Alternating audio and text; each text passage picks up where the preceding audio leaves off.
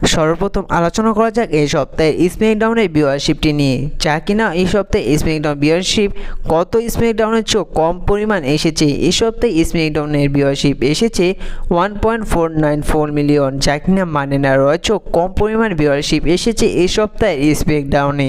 যে জায়গায় আশা করা ছিল যে রোমান রেইন্স এবং কোডি রোডসের যে একটি অসাধারণ প্রোমোকার দেখা গিয়েছে এবং তাদের যে সেগমেন্ট দেখা গিয়েছে, অন্তত এবার স্ম্যাকডাউনে 2 মিলিয়নের মতন ভিউয়ারশিপ আসতে পারে, কিন্তু তেমন কোনো ভিউয়ারশিপটি দেখা যায়নি।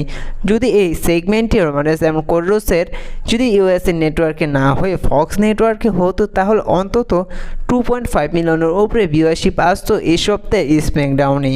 ডাব্লিউডাব্লিউ যদি তারা সবচেয়ে কোনো বড় ভুল করে থাকে, সেটি হচ্ছে যে স্ম্যাকডাউনটি ফক্স নেটওয়ার্ক থেকে সরিয়ে ইউএসএ নেটওয়ার্কে নিয়ে আসতে, যার কারণে এত কম পরিমাণ ভিউয়ারশিপ আসতো। যখন স্ম্যাকডাউনটি ফক্স নেটওয়ার্কের সাথে যুক্ত ছিল, প্রতি সপ্তাহে 2.2 মিলিয়নের উপরে ভিউয়ারশিপ আসতো প্রতি সপ্তাহে, আর এখন বর্তমানে 1 মিলিয়নেরও কম ভিউয়ারশিপ কমে গিয়েছে এবার স্ম্যাকডাউনে।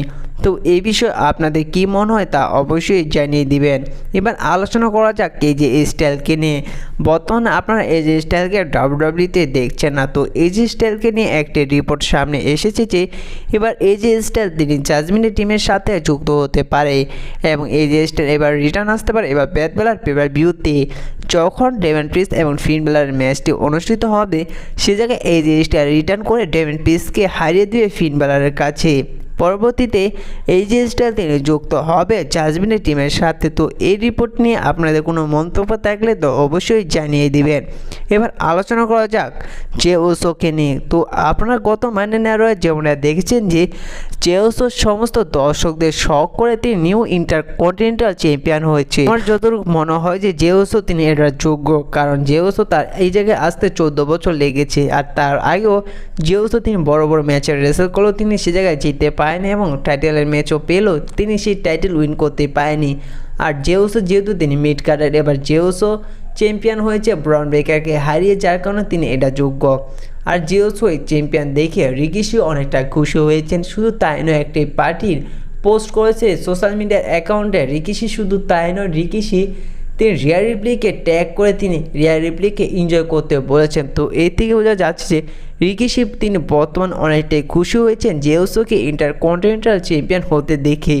আর জে উসো এই ইন্টারকন্টিনেন্টাল চ্যাম্পিয়ন হওয়ার পিছনে রিকিশিরও অনেক বড় হাত রয়েছে, কারণ রিকিশি তিনি প্রতিনিয়ত ডাব্লিউডাব্লিউকে নিয়ে ক্লেম করতে থাকে, কারণ জে উসো তিনি এত বড় পারফরমেন্স দিয়েছেন এবং এত ভালো রেসলার হয়ে তিনি কেন কোনো টাইটেল উইন করতে পারছে না, মিড কার্ডের টাইটেল জিততে পারছে না, যার কারণে হয়তো ডাব্লিউডাব্লিউ এবার রিকিশির কথা ভেবে এবং জে উসোর কথা ভেবে এবার জে উসোকে একটি ইন্টারকন্টিনেন্টাল চ্যাম্পিয়নের ম্যাচটি জিতালো।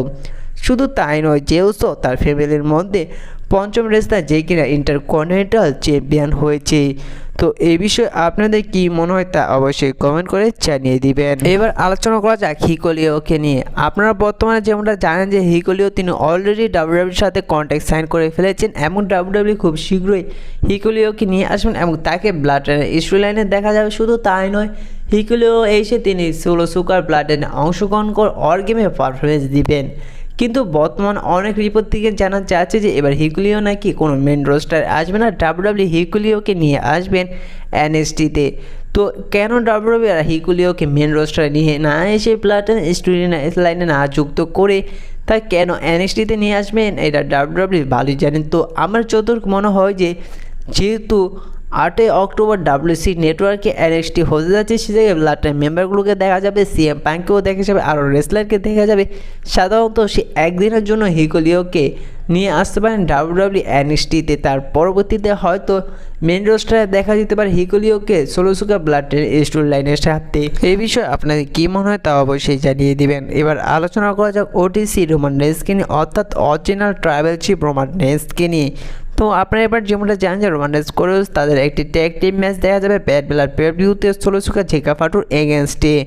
বর্তমানে অনেক রিপোর্ট থেকেই জানা যাচ্ছে যে সোলো সুকা এবং চেকা ফাটুর এগেনস্টে যখন রোমান রেইন্স এবং কোডি রোডস তারা ভিক্টোরি নিয়ে নেবেন, অর্থাৎ রোমান রেইন্স সেই ট্যাগ টিম ম্যাচটিতে যখন জিতে যাবে, তারপরও হয়তো রোমান রেইন্স থেকে কোডি রোডসকে আক্রমণ করে দিতে পারে এবং পরবর্তীতে তাদের ম্যাচটি দেখা যেতে পারে ক্রাউন জুয়েল পে-পার-ভিউতে। তো এই বিষয়ে আপনাদের জানিয়ে দিই যে এত তাড়াতাড়ি রোমান রেইন্স কোডি রোডসের ম্যাচটি দেখা যাবে না, কারণ রোমান রেইন্স এবং কোডি রোডস তারা ট্যাগ টিম হয়ে থাকবে সার্ভাইভার সিরিজ পর্যন্ত। তো এই বিষয়ে আপনাদের কি মনে হয় অবশ্যই কমেন্ট করে জানিয়ে দিবেন। এবার আলোচনা করা যাক ড্রু ম্যাকইন্টায়ার এবং সিএম পাঙ্ককে নিয়ে। তো কালকের মানডে নাইট রয়ে আপনারা যেমনটা দেখেছিলেন যে ড্রু ম্যাকইন্টায়ার তিনি সিএম পাঙ্ককে ওপেন বলে দিয়েছেন যে এবার ব্যাড বেলার পে-পার-ভিউতে তার যে ম্যাচটি হতে যাচ্ছে তার এবং সিএম পাঙ্কের মধ্যে, সে জায়গায় সিএম পাঙ্ককে এত বাজেভাবে আক্রমণ করবে যে সেই জায়গায় সিএম পাঙ্কের ব্লাড বের করে ফেলবে। তো এই বিষয়ে আপনাদের জানিয়ে দিই যে যেহেতু এদের ম্যাচটি বা ব্যাড বেলার পে-পার-ভিউতে হচ্ছে এবং এদের ম্যাচটি হবে হেল ইন আ সেল ম্যাচ। তো এই বিষয়ে আপনাদের একটু ধারণা দিয়ে দেই যে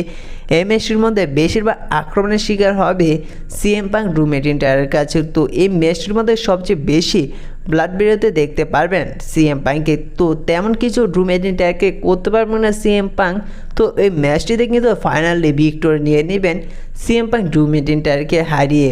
তারপর হয়তো ড্রু ম্যাকইন্টায়ার তিনি মানডে নাইট র ছেড়ে স্ম্যাকডাউনে চলে যেতে পারেন, আর এদের মধ্যে যেই হারবে সেই মানডে নাইট র ছেড়ে স্ম্যাকডাউনে চলে যাবে।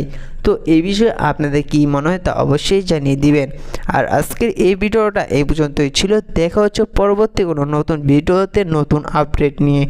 ভিডিওটি যদি ভালো লেগে থাকে প্লিজ ভিডিওতে একটি লাইক করে দিবেন, আর এই ছোট রেসলিং চ্যানেলে নতুন হয়ে থাকলে চ্যানেলটি সাবস্ক্রাইব করে দিবেন। ধন্যবাদ।